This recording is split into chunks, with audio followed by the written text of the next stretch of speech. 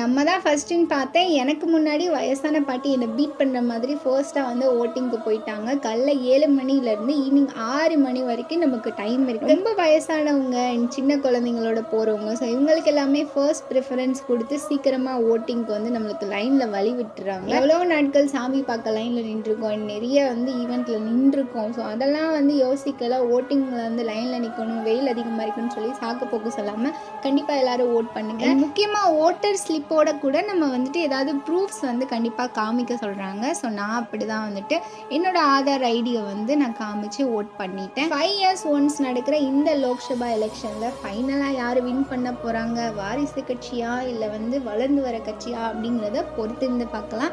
நம்ம ஓட்டு போகிறது நம்மளோட கடமை. ஸோ சூப்பராக வந்து ஓட்டை போட்டு அந்த மையை கையில் வாங்கினதுக்கப்புறம் தான் ஒரு ப்ரௌடான ஃபீலே கிடச்சிது.